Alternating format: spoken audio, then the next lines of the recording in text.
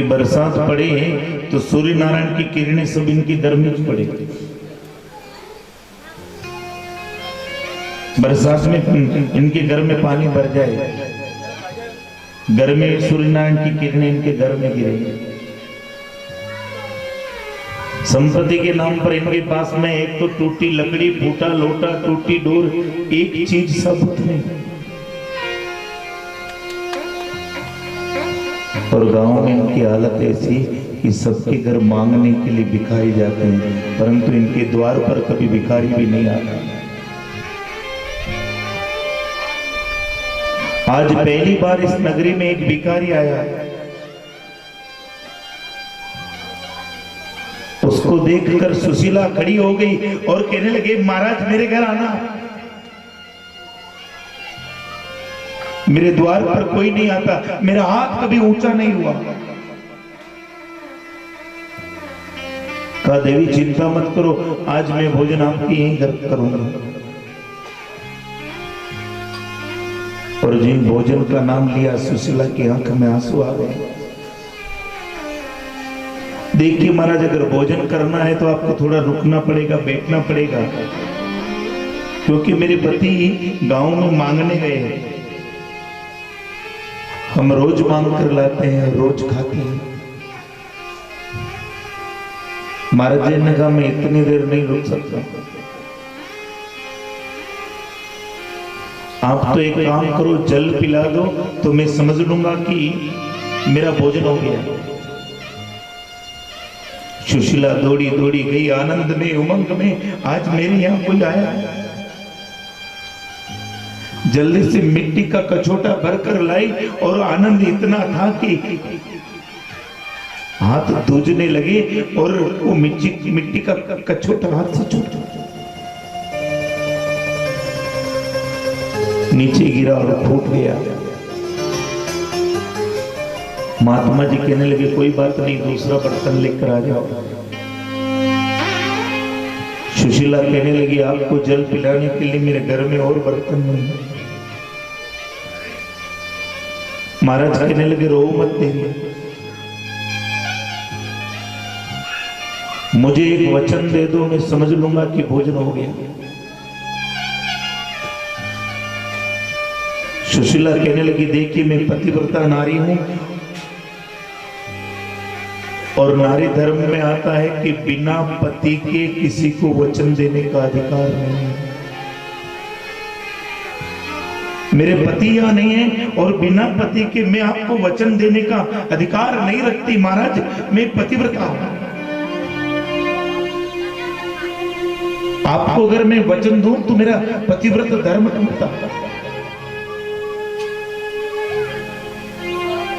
महात्मा जी ने कहा देवी मैं तुमसे ऐसा कोई वचन नहीं मांगूंगा जो तुम्हारा पतिव्रत धर्म तोड़े।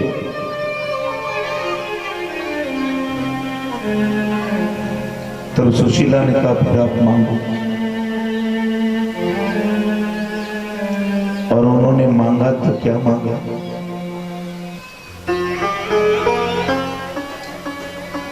एक बार तो उसको भी द्वारिका भेज दो। इसलिए संत सोचते हैं कि ऐसी बात करने वाला स्वयं कृष्ण ही होगा, होली होगा। महाराज जी बस इतना मांग कर चले गए। इतने में तो सुदामा जी आ गए। सुशीला लड़ने लगी कि सब द्वारिका जाते हैं, आप क्यों नहीं जाते? तो कहा सबको कुछ न कुछ चाहिए, अपने पास कमी क्या है? देख सुशीला हम संत हैं और हम कभी मांगेंगे नहीं। और तू भी जीवन में ध्यान रखना, कभी मांगना मत, क्योंकि मांगोगे ना तो धोखे में रह जाओगे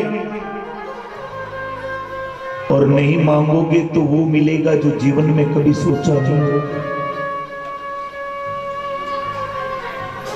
मांगना हमारा धर्म नहीं है। सुशीला तो कभी मांगना नहीं। हम संत हैं, अपने धर्म का निर्वाह करेंगे। सुशीला कहने लगी आप संत हैं, मैं संत नहीं। अरे आप अपना धर्म निभा रहे हैं, मैं अपना धर्म कैसे निभाऊं? मेरे घर में कोई अतिथि आ जावे तो भोजन करवाने के लिए अन्न नहीं, और उनको पानी पिलाने के लिए एक साबुत पात्र नहीं। पानी पीकर आप रोज कहते हो पेट भर गया, और आपके बिना मैं भी कहां भोजन करता हूं। मेरे बच्चे मुझसे रोटी मांगते, तपेली में पत्थर उबालती हूं। मेरे बच्चे बार बार दबाकर देखते हैं, अब पकेगा अब पकेगा। जलते हुए चूल्हे को देखते देखते मेरे बच्चों को नींद आ जाती है। आप संत हो, मैं संत नहीं। आप अपना धर्म निभा रहे हो, मैं अपना धर्म कैसे करूं? सब द्वारिका जाते, आप क्यों नहीं जाते? सुदामा कहने लगा, सब जाते पर मैं नहीं जाऊंगा। सब में और मुझ में फर्क है, मैं उनसे नहीं मांगूंगा। सुशीला कहने लगी, ब्राह्मण हो, मांगते लाज क्यों?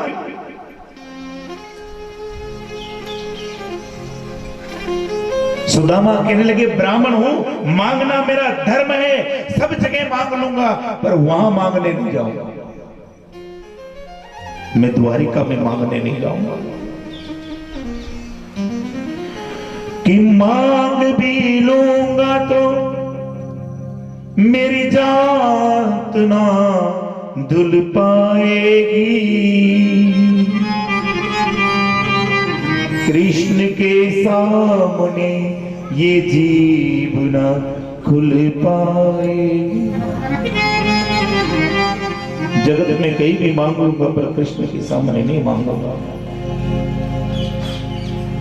क्यों, ऐसी क्या बात हो गई? तो बरसों से जो मन में राज छुपा रखा था, आज सुदामा ने खोल दिया कि कृष्णास्या सखा कश्चिद ब्राह्मण ब्रह्मवित्तम विरक्तेन्द्रियार्थेषु प्रशांतात्मा जितेन्द्रिय। कृष्ण मेरा मित्र है, और मित्र से मांगते हैं तो प्रेम घटता है। ब्राह्मण का धन ब्रह्म, मेरे पास मेरा धन है, हम गरीब नहीं है सुशीला। ब्राह्मण का धर्म क्या है कि एक तो आत्मा शांत होनी चाहिए, प्रशांत विरक्त इंद्रियार्थेषु, इंद्रियों से भी विरक्त होना चाहिए, अर्थ से यानी धन का भी लोभी होना नहीं चाहिए। विरक्त इंद्रियार्थेषु प्रशांत आत्मा जितेंद्रिय, आत्मा प्रशांत होनी चाहिए और जितेंद्रिय होनी चाहिए। ये ब्राह्मण के गुण है और ये मुझ में है। मेरा धन मेरे पास है सुशीला।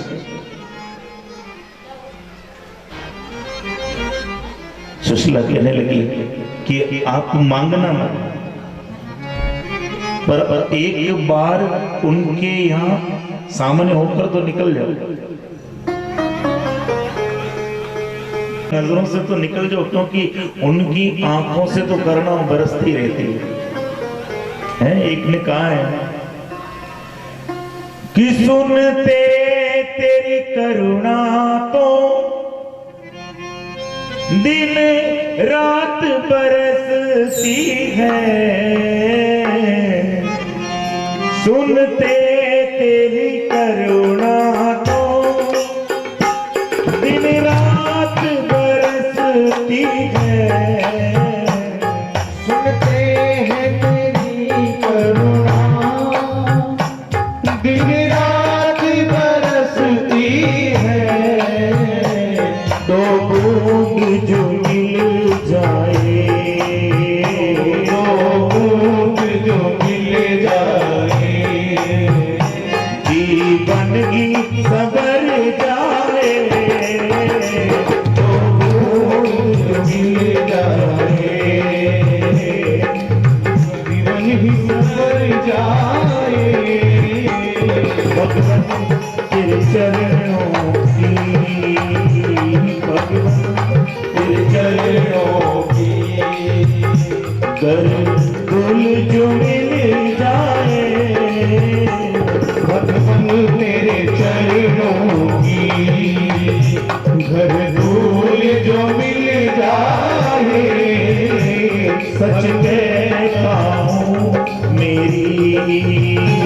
सच कहता हूँ मेरी तकदीर सबर जाए, तकदीर सबर जाए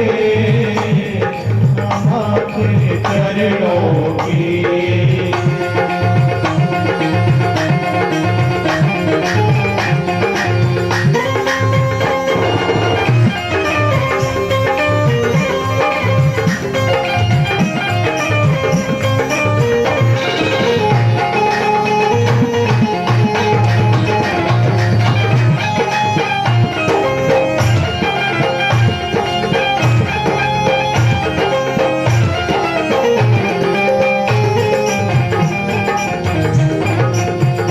नजरों से गिराना चाहे जो भी सजा देना, नजरों से गिराना चाहे जो भी सजा देना, नजरों से जो गिर जाए, नजरों से जो गिर जाए वो फिर ना संभल पाए, नजरों से जो गिर जाए वो फिर ना संभल पाए। सच कहता हूँ मेरी तकदीर सवर जाए, सच कहता हूँ मेरी तकदीर सवर जाए तेरे चरणों की।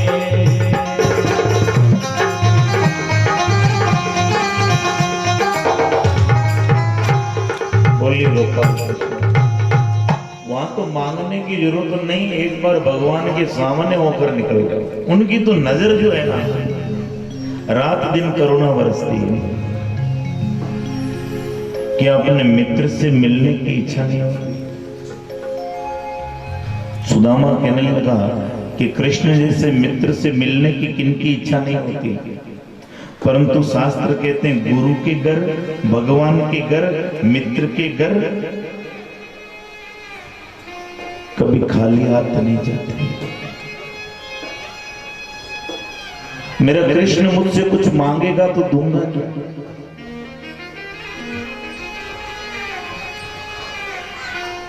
सुशीला ने कहा उसकी चिंता मत करो, गांव में गई 4 मुट्ठी चावल लेकर आई, एक पोटली भी बांध दी और कहा कि ये पोटली जाकर भगवान को दे देना। देख सुशीला, देख ये पोटली दे दूंगा पर मैं मांगूंगा कुछ नहीं, देख पहले भी कहता हूं। सुशीला ने कहा आप मांगना मत, आप तो केवल ये पोटली वहां जाकर उनके सामने रख देना, मांगने की जरूरत नहीं पड़ेगी। भगवान से मिलने के लिए सुदामा रवाना हुए तो घर के अंदर जो ठाकुर जी थे ना उनको प्रणाम किया और प्रणाम किया तो क्या प्रार्थना की, कन्हैया मैं तेरी द्वारिका आ रहा हूं, मुझसे डरना ना, मैं तुझसे कुछ मांगने नहीं आ रहा, मैं तो केवल तुमसे मिलने के लिए आ रहा हूं। परंतु मेरी पत्नी और मेरे बच्चों की बात देखकर मैं भूल से कुछ मांग बैठूं तो कन्हैया तू मुझ पर एक कृपा करना, तू कुछ दे मत देना, नहीं तो हमारा प्रेम ही खत्म हो जाएगा। आज चावल की पोटली लेकर सुदामा अपने मित्र से मिलने के लिए गया। एक ने बड़ा सुंदर कहा कि बार बार जद कयो ब्राह्मणी हुयो सुदामा तैयार, चावल की पोटली ले पहुंचे कन्हैया के द्वार, चावल की पोटली ले पहुंचे कन्हैया के द्वार। बार बार जद कयो ब्राह्मणी हुयो सुदामा तैयार, बार बार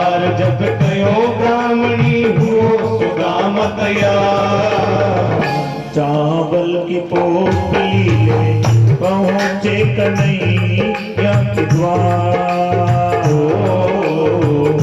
चावल की पोटली ले पहुँचे कन्हैया के द्वार।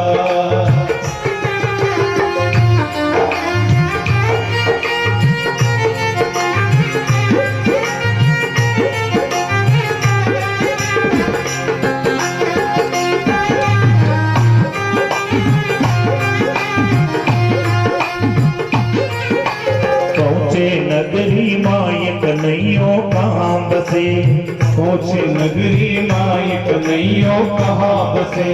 फाटा कपड़ा देख नगर का सभी हंसे, फाटा कपड़ा देख नगर का सभी हंसे।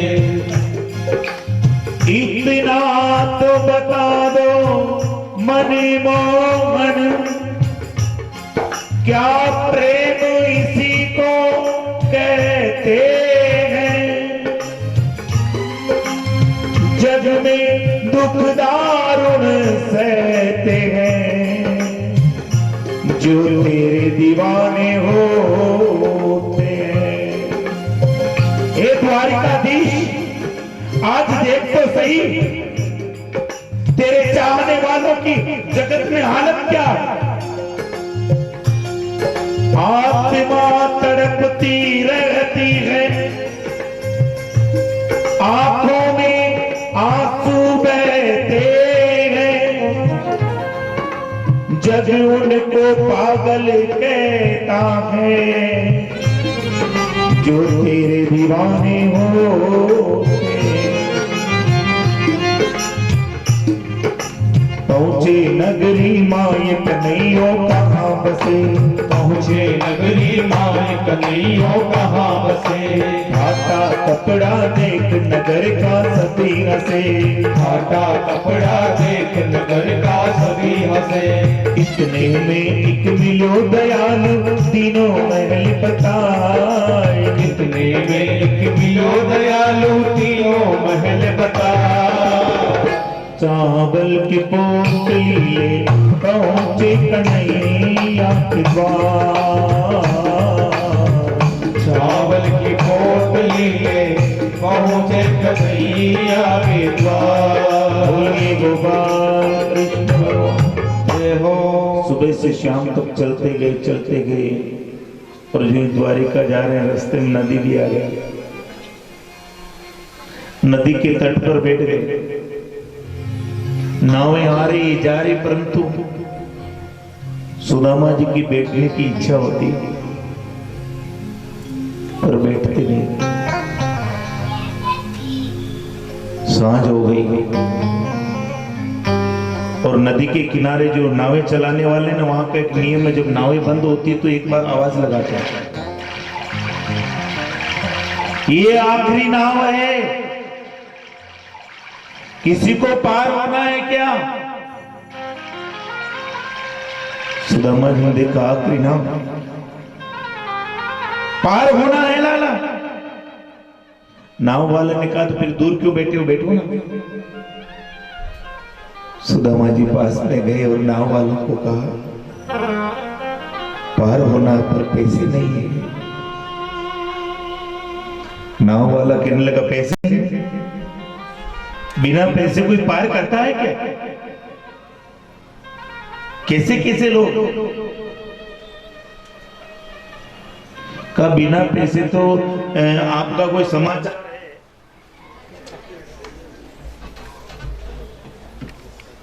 सुदामा जी कहने लगे हमको तो केवल मिलना था, कोई समाचार नहीं। सुदामा नाव में बिना बैठे ही मुड़ गया। नाव वाला भी देखते देखते उसको वापस मुड़ा, क्योंकि यहां भी शंका हो रही कि नाव वाला है कौन।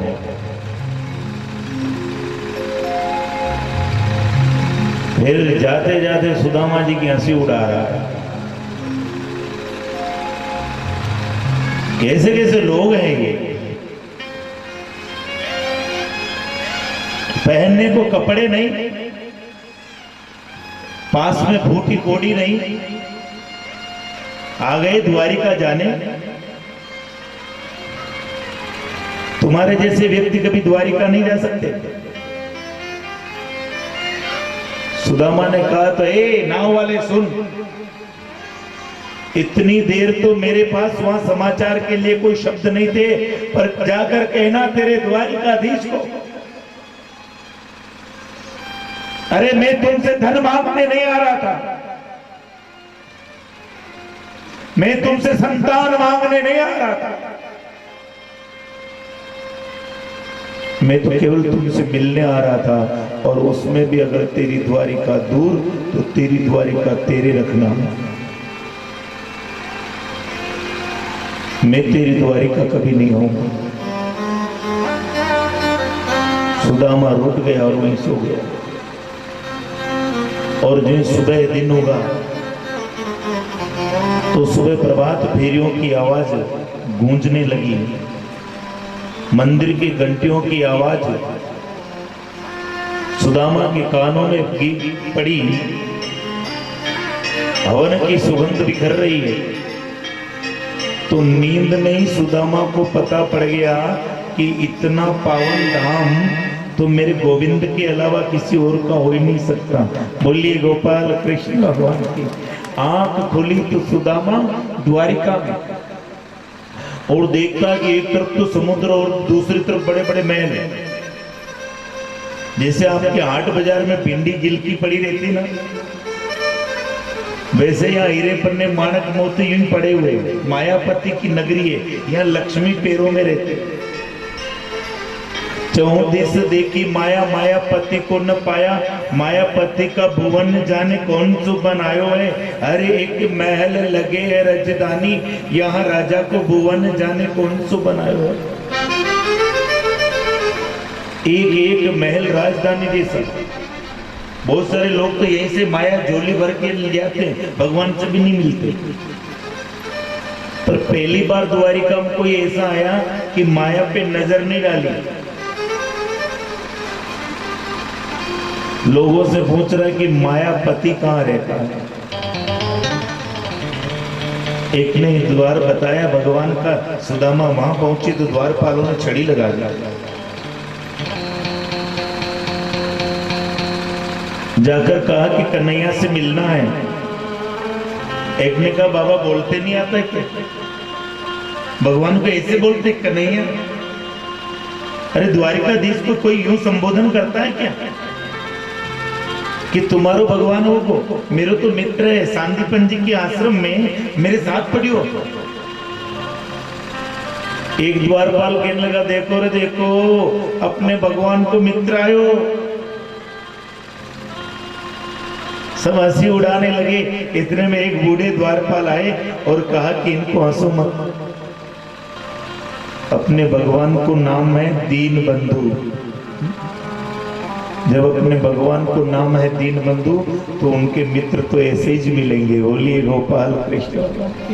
बाबा आप यहाँ बैठिए, अभी भगवान ने भोजन किया है, अगर विश्राम करने नहीं लगे हो तो आपके बारे में बता दूंगा। आपका नाम क्या है? तो कहा बस सुदामा जी की और नहीं, बस इतना कह देना, बस पहचान जाएगा।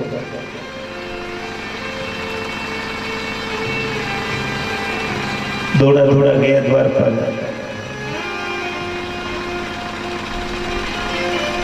भगवान से कहा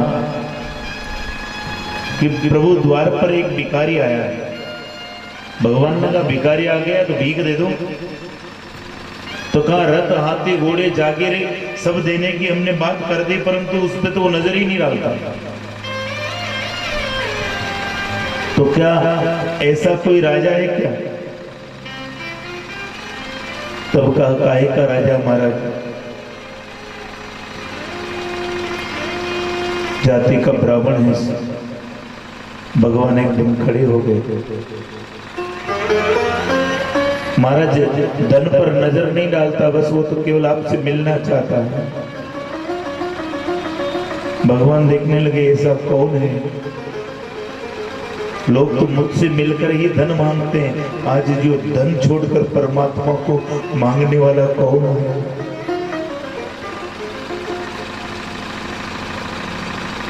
लक्ष्मी जी इटलाती ना कि सब आपको इसलिए पूछते हैं कि सबको धन चाहिए।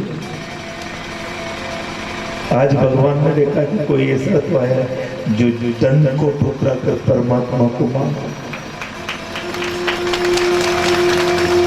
ऐसा कौन है, ऐसा कैसा दिखता है वो? तब बताने लगेंगे, शीस पगान जगातन पे और काय कौन बच्चों की ग्रामा।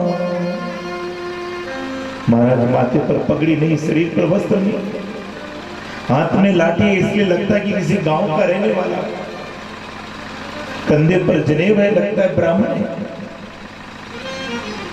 और तो और महाराज उसके पास में अपनी लज्जा ढकने के लिए धोती भी पूरी नहीं है,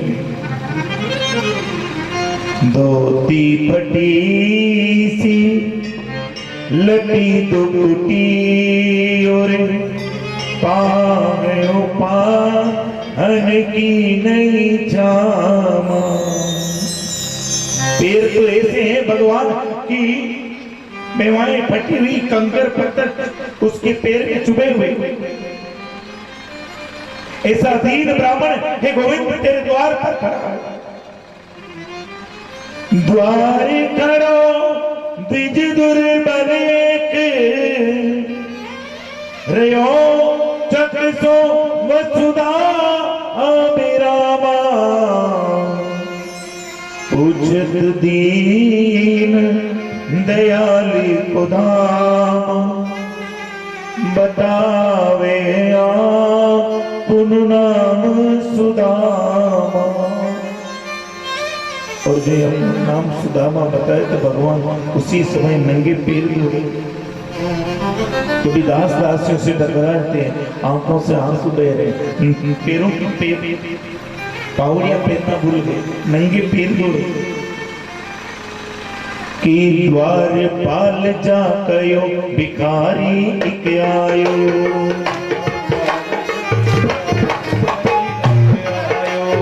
आटा कपड़ा नाम सुदामा बतलायो, आटा कपड़ा नाम सुदामा बतलायो। नंगे पाँव दौड़ रहे जगत के पालनहार, नंगे पाँव दौड़ रहे हैं जगत के पालनहार। चावल की पोटली ले पहुँचे कन्हैया के द्वार।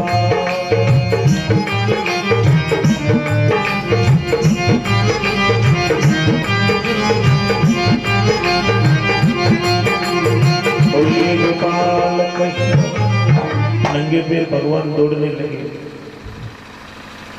और इधर सुदामा देखने लगा कि मेरा गोविंद इतना बड़ा आदमी हो गया, कहीं मुझे पहचानने के लिए इनकार कर दे तो।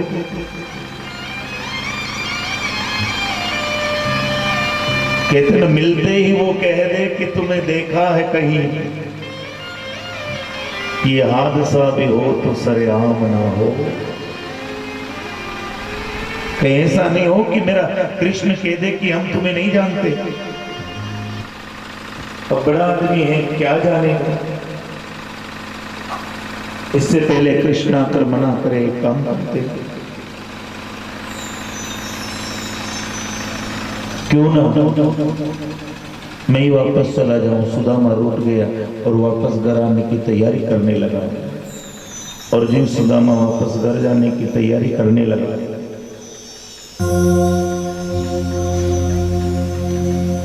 पर देखने लगा जाते जाते एक बार मेरे मित्र के ठाट को देख ले। और मित्र के ठाट देखने के लिए जो सुदामा पीछे मुड़ा तो दोनों पैर को पसारे नंगे पांव भगवान दौड़े आ रहे और दूर से आवाज लगा रहे नाम लेकर, सुदामा मेरे मित्र, रुक जाओ, मैं आ गया। सुदामा जी जो ये मित्र कहा तो सुदामा जी को इतनी खुशी हुई कि जैसे कि राजा बना दिया। रंग से राव भयो, दौड़े दौड़े आए भगवान और सुदामा को गले से लगा लिया। धुंध भी नगारे बजे के बाद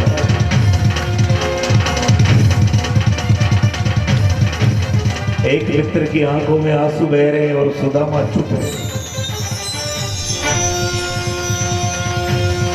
सुदामा कहने लगा, गोविंद आंसू तो मेरे भी आ रहे हैं पर मैं नहीं रोऊंगा, क्योंकि अगर मैं रहूंगा तो लोग कहेंगे कि इसको कुछ न कुछ चाहिए इसलिए रो रहा है। सुदामा को लेकर आए भगवान, ऊंचे सिंहासन पर बिठाए, नीचे वो बैठे और कहा, जल जारी लाओ, मेरे मित्र के पैर धोऊंगा। और जो पैर धोने की बात आई तो सुदामा ने देखा कि मेरे कान्हा का हृदय बहुत कोमल है, मेरे पैर को देख नहीं पाएगा। सुदामा ने अपने पैर छुपा लिया कि नहीं, मेरे पैर नहीं धोना। कान्हा, मैं तुझे अपने पैर नहीं धोने दूंगा। भगवान कहने लगे, कैसी बात कर रहा है? एक बात बता सुदामा, तेरे मन को शांति नहीं मिलती है तो तू क्या करता है? तो सुदामा ने कहा कि मैं तुम्हारा भजन करता हूं, तेरा नाम लेता हूं, तुझे पूजता हूं। भगवान ने कहा, फिर मैं को किसको पूजूं?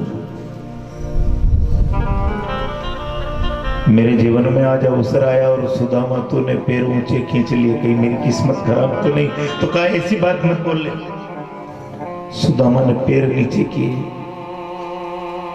और अपने मित्र के जो पैर देखे, कंकर पत्थर फंसे हुए, तो जो गंगा कभी भगवान के चरणों से निकली वो आज आंखों से निकल रही।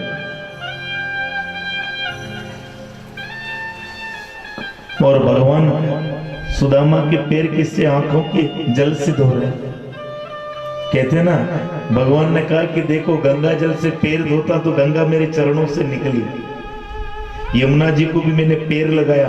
और कहते ना, जिस पानी की ठोकर लग जाए, पैर लग जाए ना, उसको पूजा में काम में नहीं लेते। इसलिए आज गंगा आंख से प्रकट हो रही है। अपने मित्र के पैर देखे कि ऐसे बिहाल बिहाइन सोरे, कंटक जाल गड़े मग जोए।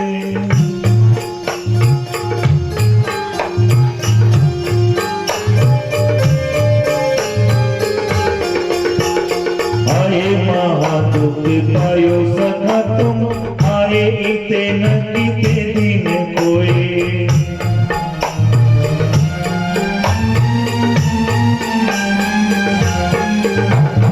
देखी सुदामा की दीन दशा,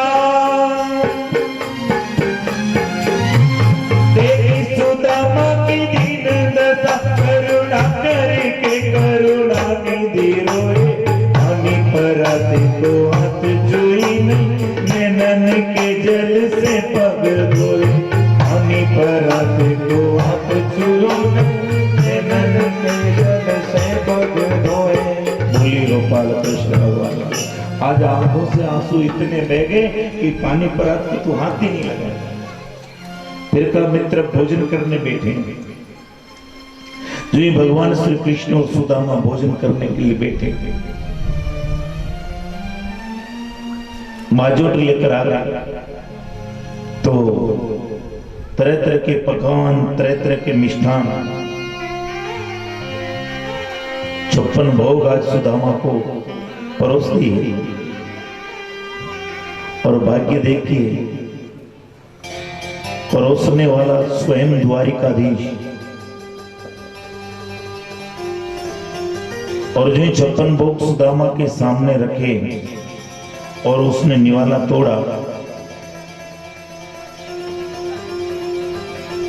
आखिर ब्राह्मण को घर की याद आ गई, वो पत्नी याद आ गई जो पानी पीकर कहती है पेट भर गया, वो बच्चे याद आ गए जो चूल्हा देखते सो रहे हैं, सुदामा के हाथ से वो निवाला छूट गया। बोले गोपाल मैं ये भोजन नहीं करूंगा। भगवान कहने लगी, सब देखने लगे कि भगवान के हाथ से भोजन करने के लिए व्यक्ति कृत्य हो जाते हैं, और ये क्या हुआ? तो भगवान समझ गए कि इसकी आंख में आंसू क्यों आ रहे हैं।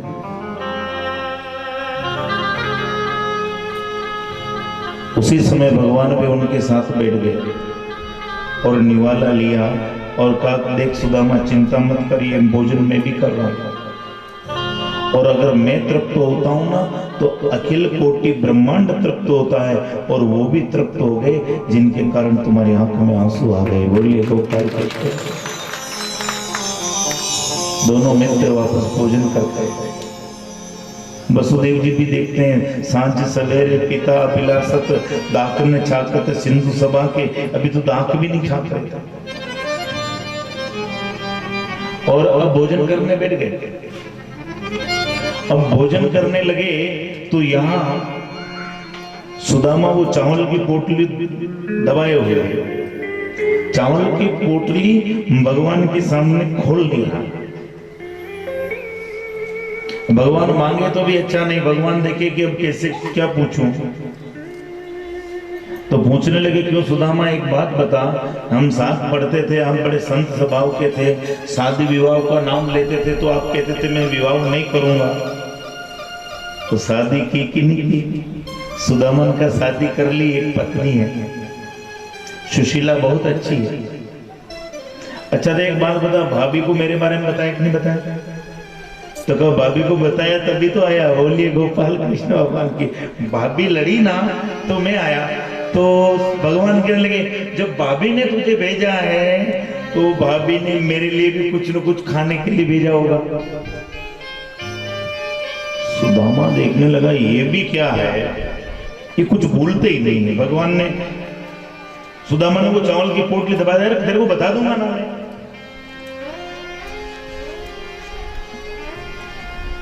तेरे को बाद में बता दूंगा, अभी सब लोग देख लेंगे। सुदामा ने देखा कि अब क्या करूं, इस बात को घुमाऊं। भगवान तो कह रहे नहीं, भाभी ने जो भेजा है तो मेरे को खिला दे। भगवान ने कहा खिला दूंगा, मेरी बात सुन, तेरे को याद है काना एक बार हम जंगल में लकड़ी काटने गए थे। भगवान को बात भुला रहा है सुदामा कि सब लोगों के सामने चावल की पोटली खोलेंगे तो अच्छा नहीं लगेगा, क्यों नहीं ऐसी बात करूं कि काना चावल की पोटली को भूल जाए। क्यों तेरे को याद है रे काना, एक बार हम जब गुरुजी के यहाँ पढ़ते थे तो गुरुजी ने हमको लकड़ी काटने भेजा था, गुरु माता ने चने मुझे दिए थे और जंगल में गए तो जोरदार बरसात हो गई, और जोरदार बरसात हो गई तो क्या करते हैं कि एक ही वृक्ष के नीचे भगवान श्री कृष्ण और सुदामा जी दोनों एक ही वृक्ष के नीचे घुस जाता। हम सुदामा देखने लगा कि इतने से चने आधे खाना खा गया तो मेरे को भूख ज्यादा लग रही है। तो सुदामा ने देखा कि क्यों ना मैं चने अकेले खाऊं। तो पेड़ के एक तरफ भगवान थे ना, तो दूसरी तरफ सुदामा चला गया और तरकीब से चने निकाल कर खाने लगा। और जो चने खाने लगा ना तो चने कट कट बोलने लगे, जो आवाज आने लगी कट कट की। भगवान कहने लगे, सुदामा गुरु माता ने चने भेजे क्या? कट कट की आवाज आ रही। और जो ये बात कही कि कट कट की आवाज आ रही है, तो सुदामा कहने लगा, नहीं, गुरु माता ने चने नहीं भेजे, ये तो सर्दी के मारे मेरे दांत कट कट कर रहे हैं। चने अकेले खा गया। भगवान को सुदामा ने चने नहीं दिए। भगवान कहने लगे, वो दिन कैसे भूल सकता हूं कि गुरु महाराज जब आश्रम में आए सांदीपन जी, और भगवान श्री कृष्ण सुदामा को जब नहीं देखा तो रात को मसाले जलाकर ढूंढने निकले।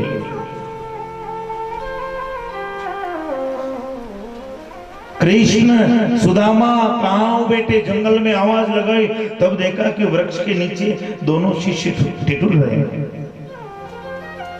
संदीपन जी ने दोनों शिष्यों को साथ में लिया, आश्रम में लेकर आए।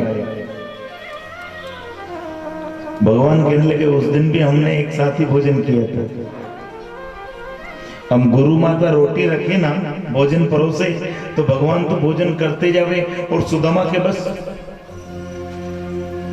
तो गुरु माता को शंका हुई कि सुदामा आज रोटी कम खा रहा है, कहीं चने अकेले तो नहीं खा गया। गुरु माता पूछने लगी, सुदामा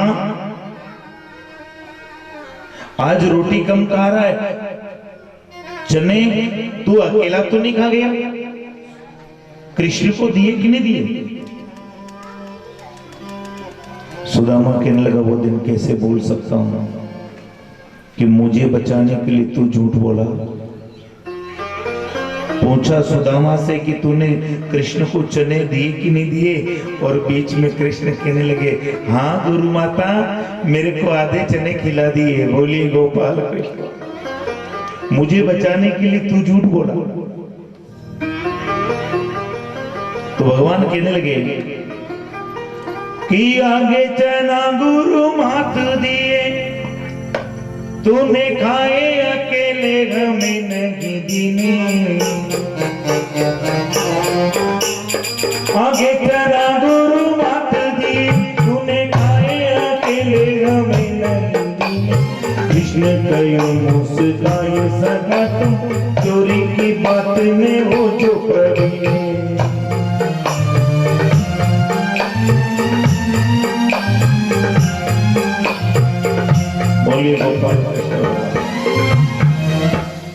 भगवान कहने लगे, आगे भी मैं तेरे को जानता हूं कि तू प्रवीण चोर है। प्रवीण कहते हैं कि ऐसा चोर जिसकी चोरी हाथ में नहीं आवे। देखो भगवान तो ऐसे चोर हैं जो बदनाम हो गए, पकड़ में आ गए, और प्रवीण चोर है जो चोरी कर लेते नाम भी नहीं आता, जो चोर के घर में चोरी कर गया। तो भगवान हंसते हंसते कह रहे हैं, कृष्ण कहो मुस्काए सका तुम, चोरी की बात में हो जो प्रवीण है, तुम बड़े प्रवीण चोर हो। इसलिए भाभी ने कुछ दिया है जो तुम बता दो। तब देखा कि ये ने चावल की पोटली निकालकर सुदामा ने भगवान को दे दी। बोलिए गोपाल कृष्ण।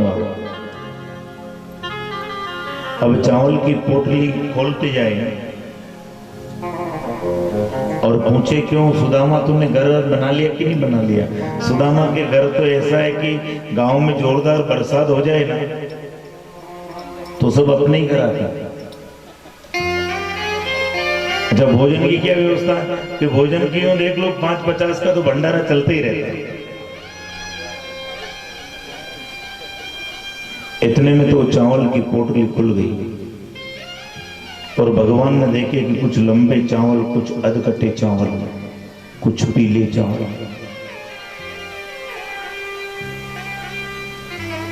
भगवान कहने लगे, रे तू क्या कह रहा है कि तेरे भंडारे चलते? ये कुछ लंबे चावल, कुछ अधकटे चावल, कुछ पीले चावल,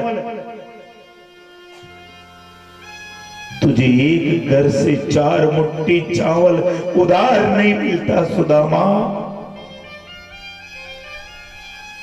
और फिर भी तू इतना झूठ बोलता। सुदामा जी कहने लगे, झूठ नहीं बोले तो क्या करें? अरे तू मेरा पैर नहीं देख पाया, मेरा जीवन क्या देखेगा? हे भगवान, तू कुछ भी मत देना, कहते न बेखुदी में भी तेरा नाम लिए जाएंगे, तू जो बदनाम हो ये हमको मंजूर नहीं। तो भगवान कुछ भी मत देना, फिर भी हम कहेंगे बहुत मिला है। अगर कहेंगे कि कुछ नहीं मिला ना, तो भगवान बदनामी तेरी हो जाएगी। भगवान ने कहा इतना दुख पाकर भी कुछ नहीं मांगना चाहता तो ले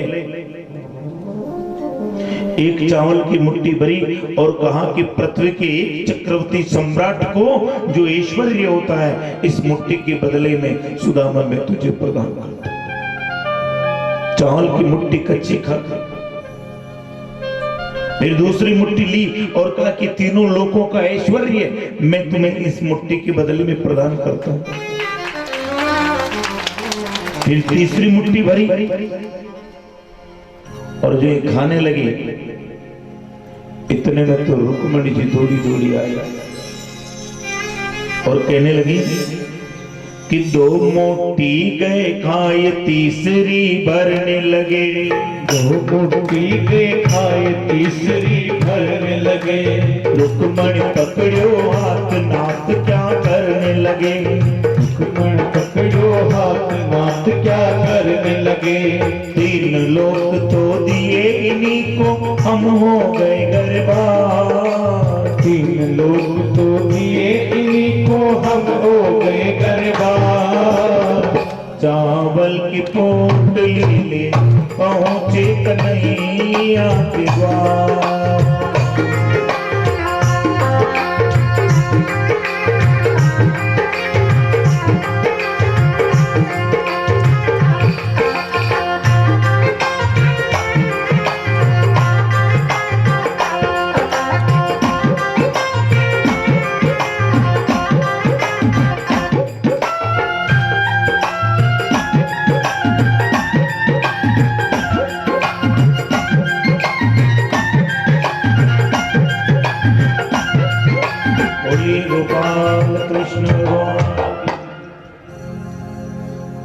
रुक्मणी जी ने हाथ पकड़ लिया कि महाराज इन ब्राह्मणों पे ज्यादा कृपा मत करो, आप इन ब्राह्मणों पे कृपा करते हो और यही ब्राह्मण आपकी छाती पे लात मारते हैं। माताएं बातें याद रखती और मौके पे कहती साहब। भगवान ने कहा मेरी छाती पर लात मारने वाला ब्राह्मण याद रह गया, परंतु पुंडिनपुर से पत्रिका द्वारिका लाने वाला भी तो ब्राह्मण था, उस ब्राह्मण की याद नहीं। सब ब्राह्मण एक जैसे नहीं होते। विप्र प्रसादा धरणी दरोहम, विप्र प्रसादा लक्ष्मी वरोहम।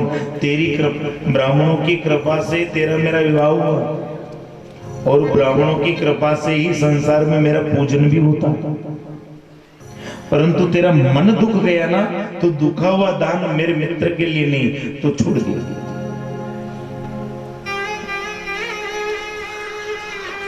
हम भगवान भी वहां थोड़े दिन रहे। हम यूं कैसे कहे कि भगवान को जाओ, अच्छा जिस दिन जो आए सुन,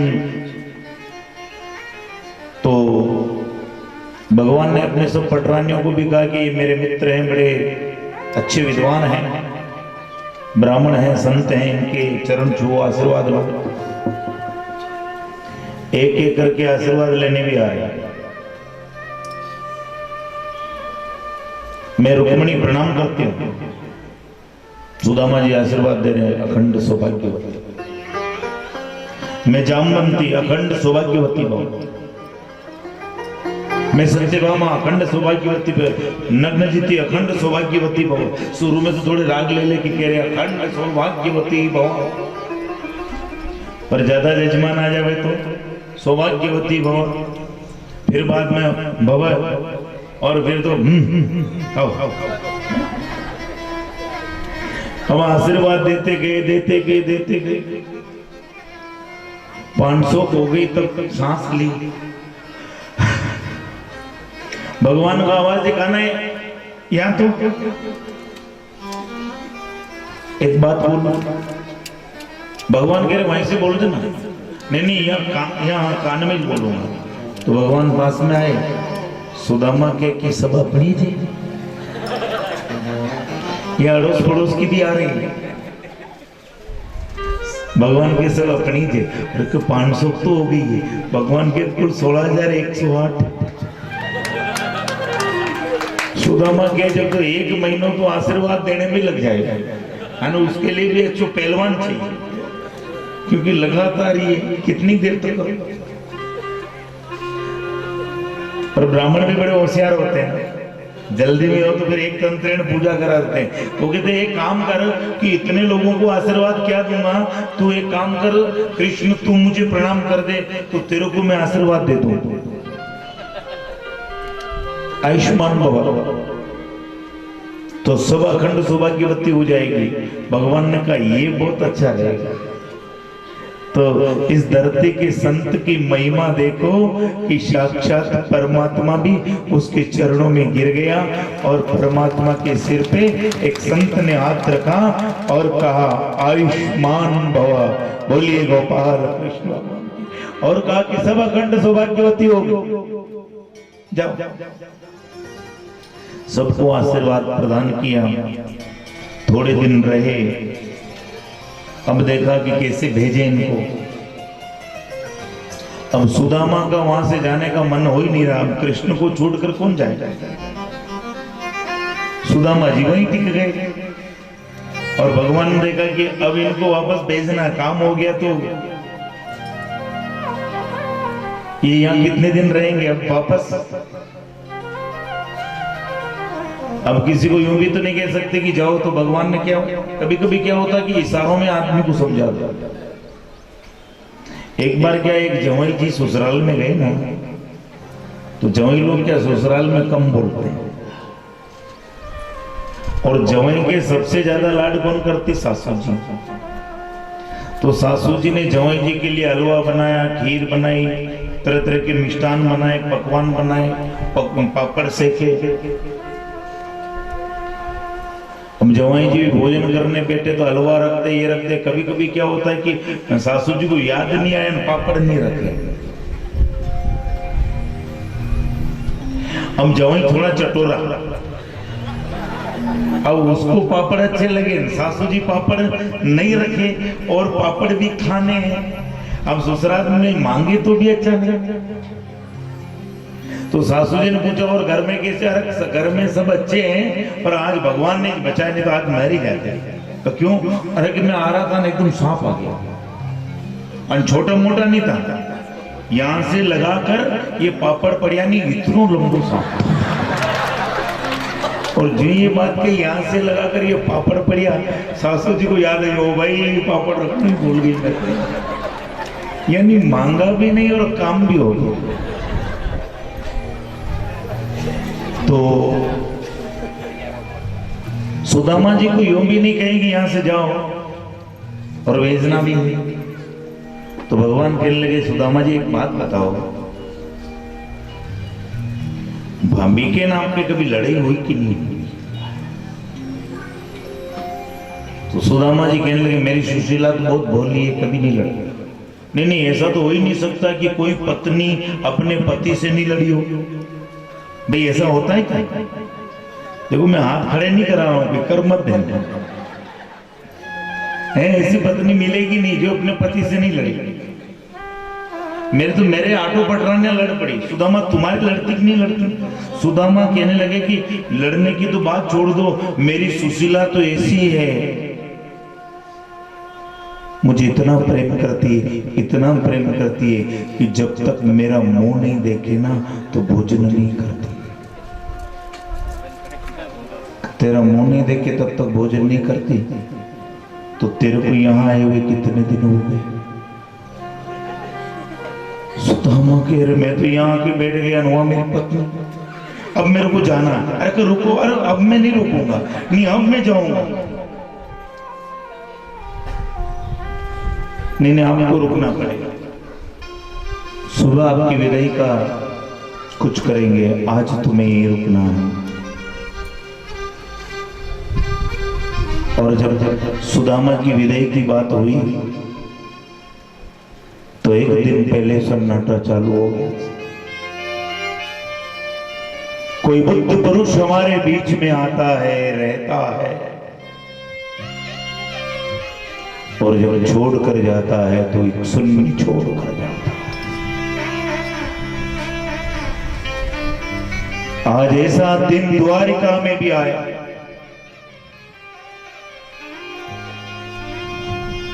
दूसरे दिन ऐसा होगा, द्वारिकाधीश की ध्वजा रोज लहराती है, आज शांत हो गई। मंदिर की घंटियों की आवाज आज ठंडी हो गई।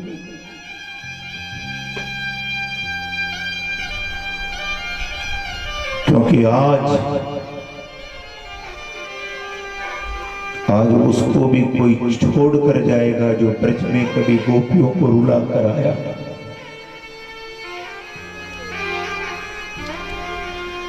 सुनसान सुबह जब रुक्मिणी उठी,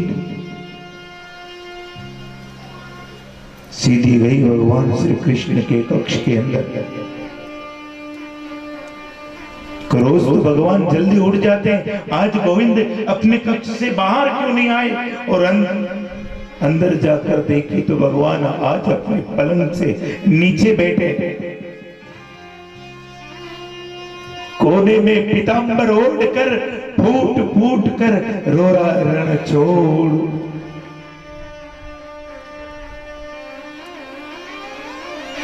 रुक्मिणी जी कहने लगी ये क्या है?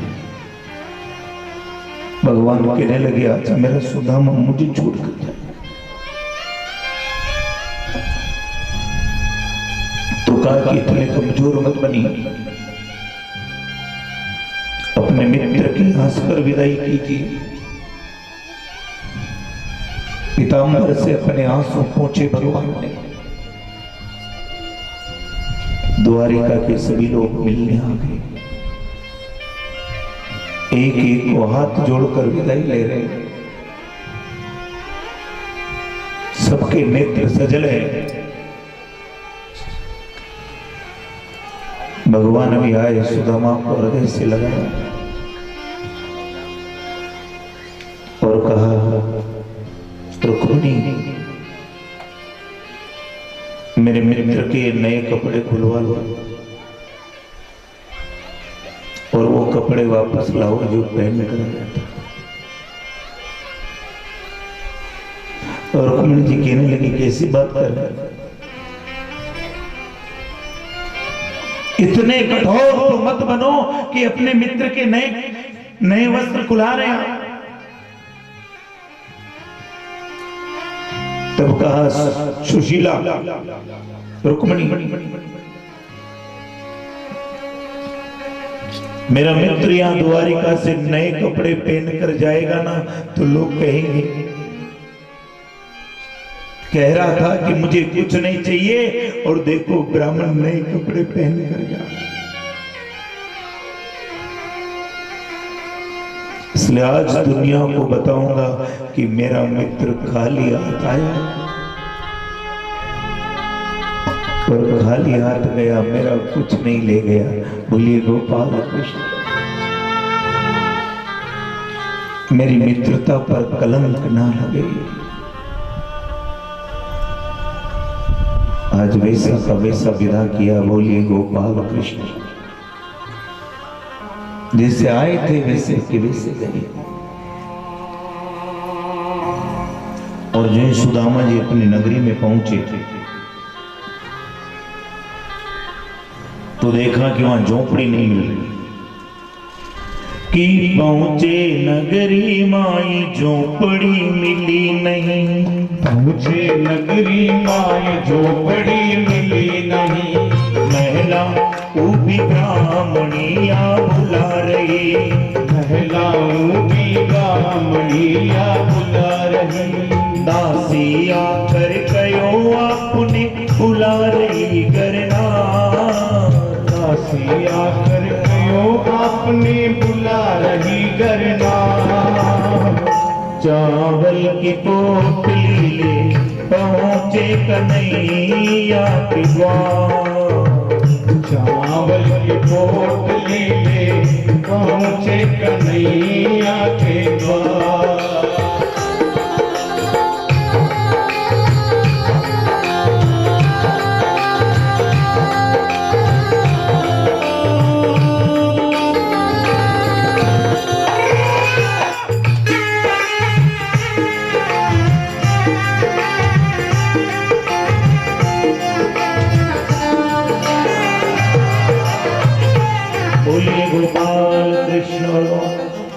जो नगरी में पहुंचे तो झोपड़ी की जगह महल था। द्वारपाल ने रोका। सुदामा जी कहने लगे, कौन से राजा का महल? अरे मैं चला गया जब तक हमारी झोपड़ी को तोड़ दी और महल बना लिया, मेरी पत्नी कहाँ होगी, मेरे बच्चे कहाँ? तो क्या ये किसी राजा का महल नहीं है, पंडित जी का, जो ब्राह्मण को पैसे वाले होते। नहीं तो कोई पैसे वाला ब्राह्मण हो गया तो क्या गरीब ब्राह्मण की झोपड़ी तोड़ देगा? महाराज को बुलाओ। द्वारपाल कहने लगे, महाराज को क्या बुलाए, महाराज को तो अभी हमने भी नहीं गए। बस ये सुना कि द्वारिका गए हैं। सुदामा जी की द्वारिका तो मैं गया, पर कोई पैसा वाला महाराज होगा और पैसे वालों की पैसे वालों से मित्रता होती। अरे घर में कोई तो होगा कि उनकी पंडिताई ने ब्राह्मणी है कि बुलाऊं उसको? मेरी ब्राह्मणी को कहीं भगा दिया ना, वो महल बनाकर बैठी है। द्वारपाल दौड़े दौड़े गए कि धोती फटी सी लट्टी दुपट्टी, समझ गए कि अपने ही महाराज। तो ऊपर से आवाज लगाई, सुशीला ने आइए। तो अपने पंडित जी मुंह करके फेर गई, ये कौन जो आवाज दे रही है? अपनी ब्राह्मणी तो सूखी सी, पतली सी, सूखी सी, ये तो मोटी। तब सुशीला दौड़ी दौड़ी आई और चरण स्पर्श किया और सुशीला को देखा। सुदामा जी ने कहा, सुशीला तू ये महल कैसे बन गई, अपनी झोपड़ी कहां गई? सुशीला ने कहा, मुझे मालूम था कि आप यही बात पहुंचोगे। आप जो ही द्वारिका गए ना, तो मेरी दृष्टि को क्या हुआ कि जिधर भी मैं नजर डालती हूँ उधर महल बनने लगे। मुझे मालूम था आप लड़ोगे, इसलिए मैंने अपनी झोपड़ी में दृष्टि नहीं डाली। पर रात हो गई।